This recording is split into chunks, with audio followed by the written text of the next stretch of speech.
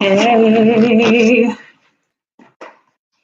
hey guys, welcome. Let me get closer so you guys can see me. See all my boxes here.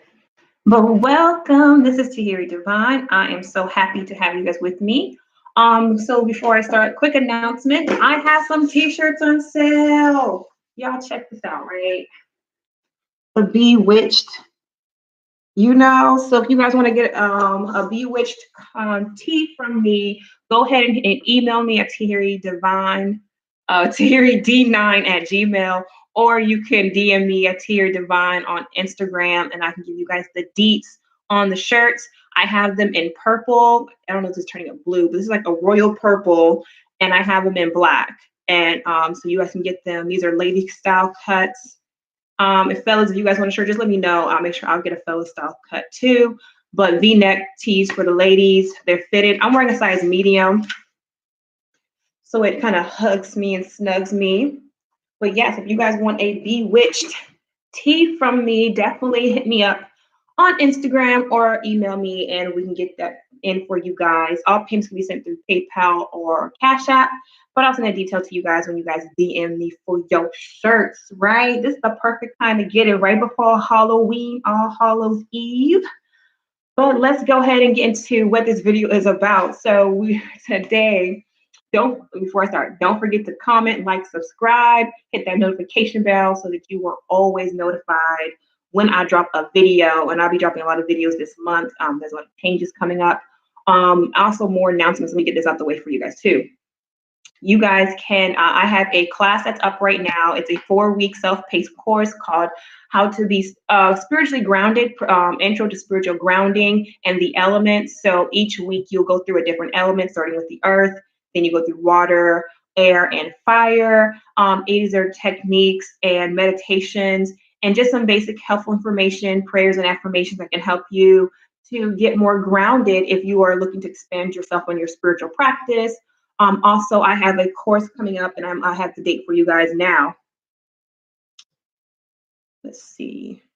The date for this class will be on the 14th, which is October 14. It's a Sunday. It'll be a live class that you guys will have with me. Hey guys, thank you for coming in. It's a live class, and this class is going to be talking about and preparing you for spiritual protection. So we will be really breaking down the basics of what is spiritual protection and then some techniques and practices that you can start for spiritual protection. Because I say this all the time, the battle that we are in is not carnal. It is by spirit and principalities. And we are attacked. We can be attacked through our health, through our finances, and our workplaces, and our families.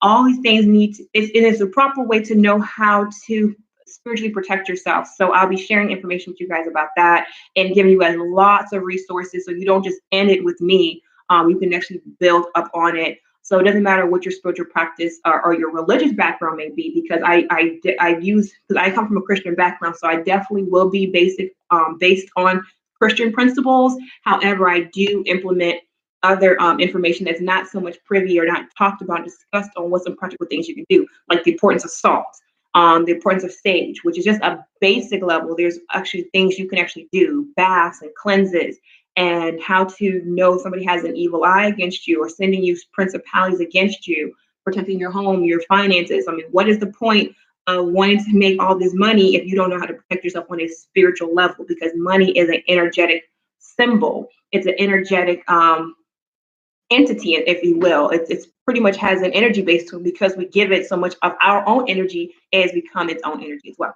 So that's just a lot of that right there. So that is it. So yeah, go ahead and hit me in the links. If you guys want a t-shirt, go ahead and hit me up in the t-shirt. In the t-shirts, hit me in the DM or in the email, and we'll get those sent to you guys. And I'm excited to get that out. So that's all the announcements thus far.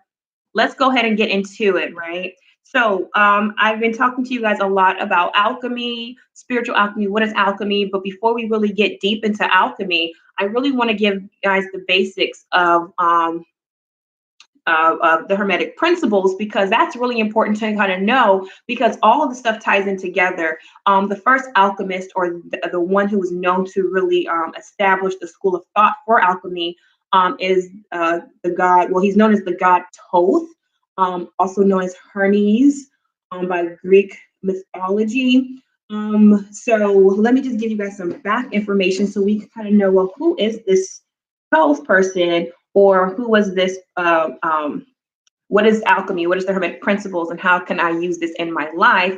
And then I'll go down, each video will be a different video going through the 7 principles. So today we'll be talking about all is mental, starting with the mind, because everything starts with the mind. But before I go straight into it, I want to give you guys background information on Thoth and the Hermetic principles. So again, Thoth by the ancient Kemetic or Egypt mythos, he is known as the god of written word, the god of thought. If you go through the Christian background or theology, this could be reckoned to John, for in the book of John it goes when he talks about the word was God, the word was with God, and the word is God. Similarities there as we see these correspondences with Thoth, Hermes, and say Christ, or who we know as Yahshua or Jesus, whatever name you decide to use. I'm not here to tell you which one to do. I'm just here to present information. So a lot of this information, as far as the Hermetic principles, alchemy, it was once an open science. Well, it was open science, but it was still a school. So it wasn't like anybody could just go. You had to be initiated to these different schools of thoughts. Today, now it's part of what we know as the occult. I think my little light here is going out, so I'm just gonna turn that off. It's known as the occult, and the word occult just means hidden. A lot of this information has been hidden from the public, but the great thing about this, the book that I'm going to be referencing from today is the Kybalion, and I will ensure to leave those links for you guys so you guys can actually go buy these books yourself. I also will be using the book. I don't have it today to use, but today I just want to go through this principle today. But the emerald tablets, which is many of the basics of what Thoth had supposedly written to give this information. And he's called actually, he goes, well, from his Greek name, he goes by Hermes Trismegistus, which means he's known as the scribe of the gods. And Trismegistus represents that he incarnated 3 times. He was so devoted to his work that he chose to come back to this life 3 different times, so that he could build on his work and on his mission to really teach the people of how to better operate and function within this universe or multiverse that we live in, because we're just not humans. We are actually a soul having a human experience, but it's important to connect our soul knowledge to our human knowledge so that we can really live and manifest and create, because we're all co-creators when we come here to this earth. So anyway, so I want to get into the doctrine, or because it's considered a doctrine, it is a basics of work that is based on these teachings on how we can really understand the truths of the universe, right? Or the truths of God, or the foundations and principles that we live by. So let's go ahead. Let me go ahead and start here. I love this quote here, right? We'll start with chapter 1. It says, "The lips of wisdom are closed, except to the ears of understanding." That's from the Kybalion. And just really taking down that understanding is that wisdom is not going to speak to those who have closed ears. It's like you don't throw your, what's the quote they say? Don't throw your pearls among swine. So again, is another great saying too. When the student is ready, the teacher will come. So this is really, when you're ready for this, information start pouring out. I started this journey in my own self as far as studying the Hermetic principles or getting more acquainted with it about 3 years ago, maybe, but most actively as the last 2 years now. And so now that I'm more ready for it, of course, I'm learning.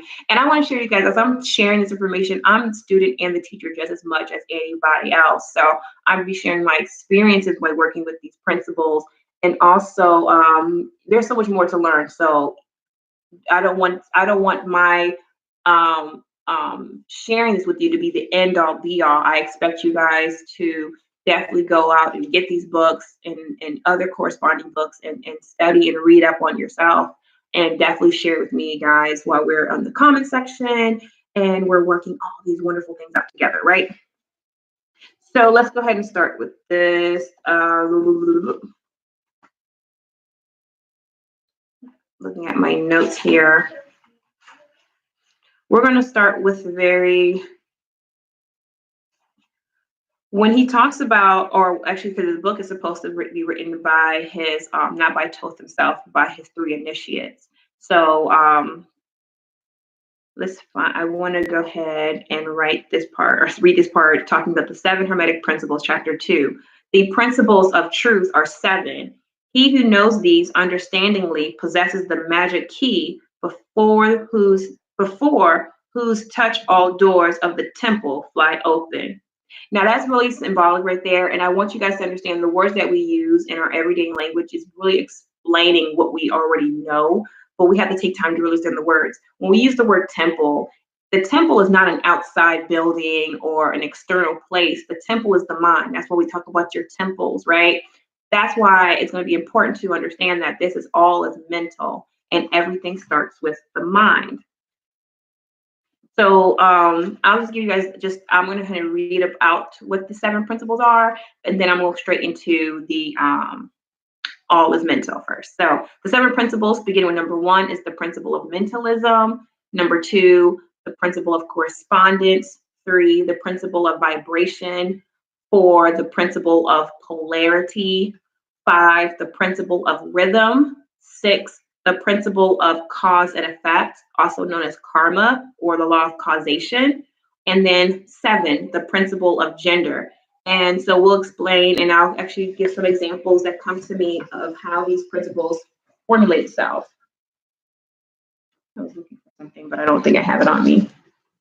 But anyway, so let's go and get started with this one. So start with the principle number 1, right? The all is mind, the universe is mental. So I want to go into this. Whatever you think, whatever you focus on your mind, that is what you'll create. And I know it's so funny because dealing with my own life and my own journey, we sometimes miss that mark as far as understanding that whatever you focus on is what you experience. Like a lot of times, and you guys probably experienced it before, it's like we focus on the things we don't want, right?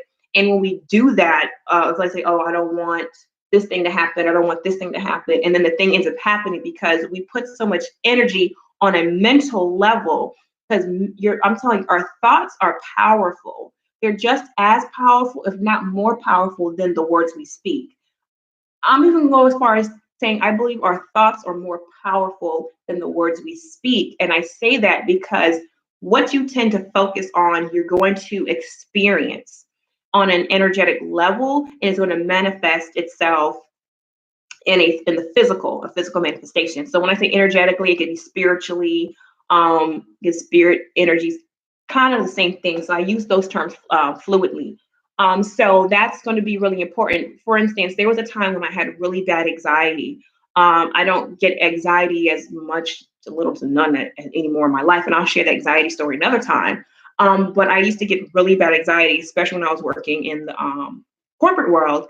And I could tell you not, that would always be on my mind because I dealt with a lot of paperwork and filing. And since I worked for a research center, it was imperative that files and documents are all done a certain way because we were IRB and we had to do with the internal review board, and then we were working for major research. We were getting major funding, like millions of dollars of funding, and they wanted to see the results from the project and the research that we were gathering. And my job was to make sure I gathered all the studied information, the program information, and everything had to be in line. So I used to be very, very anxious about making sure that it was correct because at the time we did a lot of, my job was to oversee the MRI scans from the, I would say patients, but they weren't patients, they were participants. And so I had a really interesting background in my job. So I'm able to pull from a lot of information when I think about it now on understanding psychology, the brain on a physical level, on an esoteric level or spiritual level. But that's a tangent I'm about to go into. I'm not going to go into that there. Anyway, so my job is to oversee the MRIs, to oversee the whole program, the study coordinating, it was just a lot. It was a lot that I had to do. So I used to be anxious a lot, and I was always thinking about not making a mistake, not making a mistake, not making a mistake, because make a mistake, you might, it was just that. And so even when I came home from leaving work, it would still be in my mind. And because that I focused so much that I didn't want to make a mistake, I would make mistakes. And it wasn't big mistakes, but it was still enough to be noticed if I didn't catch it. So what I'm getting at too is that we create our realities based on the thoughts that we have. Or I'll say this, based on the thoughts we entertain, because majority of the time, I will strongly say that our thoughts are not necessarily our own. We end up taking other people's ideas or ideologies or ways of thinking, and then it gets programmed into the way, or it settles in our mind, and we start to live our life outwardly by those ideas or those thoughts, and then they start to manifest because they're not in alignment with who we are. So if you want to experience wealth in your life, or if you want to experience joy, happiness, peace, you have to align your thoughts on that frequency. So I'm even going as far as to say that our thoughts are really not our own. I like to think of it as thoughts being like a radio, right? How you have different frequencies, different stations. So what station are you mentally tuned into? And so I want to say, when it comes to you really experiencing manifestation on a positive level, or I'll say more in a beneficial level, it's about us reprogramming our mind or changing the station. And the only way I strongly believe that we can do that is through meditation. And I wish I'd do this in a separate video, which I think I will talk more about why meditation is important to a spiritual practice and just to your overall well-being, right? Just overall well-being. Even if you're not trying to be more spiritually astute, just why you should meditate for your overall well-being. But this is what I really love about when he breaks down, or with this breakdown of the all is mind. Everything that has ever been ever created, it starts in the mental space. Let's think example right now. One of the greatest minds that we can talk of our time, when it came to technology, would be Steve Jobs. What, over 30 years ago, he had in his mind what the iPhone would look like, what it would do, what its function. It started with a thought in his mind, and he started to work backwards as far as, okay, what products would I need? What alloys and metals and technology would need to be invented to create this model of the iPhone that I see in my mind?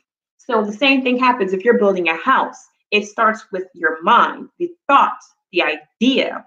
And so it's about tuning into the frequency. So I believe that every single thought that ever is, that ever will be, this is my belief. I'm going to share with you guys. I believe that every single thought that ever is, that ever will be, that always shall, will, and ever will be, is already happening. It's about what stream of consciousness. I like to think of it as a river or like air. What do I want to stream? Am I going to be streaming from the iCloud? I love it. The cloud of thoughts. Am I going to stream from the lack mentality portion of thoughts, or am I going to stream the abundance? Am I going to stream peace, or am I going to stream anxiety? Am I going to stream through creation, or I'm going to stream destruction? So whatever ideas that you decide to stream from the cloud of thoughts, that is what you'll represent, because everything started with the mind. And we think with the universe or the God or whatever you want to call it, the all divine being, this was all mental. It was all mental. And then this goes into another conversation that I'll build on a different video, is that everything comes from darkness. And darkness doesn't mean anything evil or bad or negative, but darkness is the subconscious. Everything comes from the subconscious, and it comes to the light. Like, you know how to see the light, like those light bulbs that go off when you have an idea. It comes to the light. So that's your conscious state.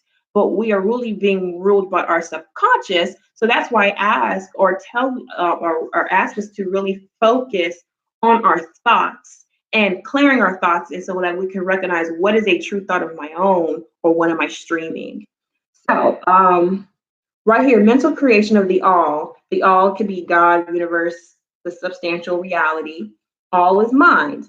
And this embodies the truth that the all is the phenomena of life, matter, energy, and in short, all that is apparent to our material senses. So then it goes into saying the Hermetic print, an understanding of this great Hermetic principle of mentalism enables the individual to readily grasp the laws of the mental universe and to apply the same of his well-being and advancement. When we understand that everything comes from the mind, and when we understand that everything that can ever be thought, whether we could think of it to be good thoughts, bad thoughts, and different thoughts, like I said, it's like the cloud. Where are you going to stream? So the Hermetic student is enabled to apply intelligently the great mental laws instead of using them in a haphazard manner.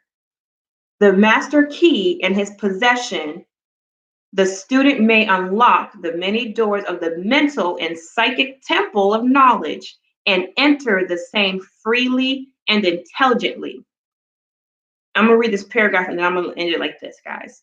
The principle explains that the true nature of energy, power, and matter, and why and how all these are subordinate to the mastery of the mind. One of the old Hermetic masters wrote long ages ago, "He who grasps the truth of the mental nature of the universe is well advanced to the path to mastery, the path to mastery." And these words are as true today as at the time they were first written. Without this master key, mastery is impossible, and the student knocks in vain at the many doors of the temple, and the temple is your mind. There are so many different areas that you can go. You ever had like just let your mind, your thoughts wander, and you could just be all over the place, and you'd be like, whoa, when you become conscious of yourself, like, whoa, how do I end up there? How do I let my mind go there? There are many doors of knowledge and thoughts and understandings that we can tap into. That's why I like to use the example of the cloud, right? The top cloud.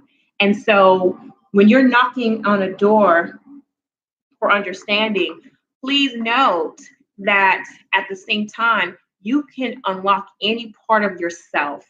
When they say the mind is a terrible thing to waste, or when they say things like when somebody makes up their mind on something, there's no stopping it. So the key to self-mastery is the first principle. The first principle, all is mental. Everything begins with the mind. So when they talk about in the Bible, the renewing of your mind, what areas in your life do you need to renew your mind so that you can expect or experience a renewal in life?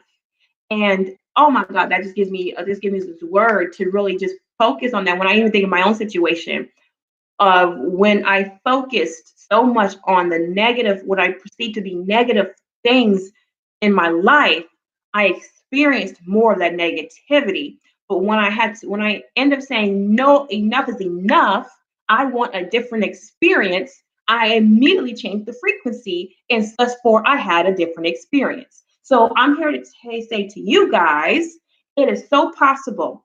We hear at least these amazing stories of people who've done amazing things. Let's say they come from literally nothing, right? And then they turn their life into something completely different in 6 months to a year to a few years, all because they made up in their mind that they were going to experience something different.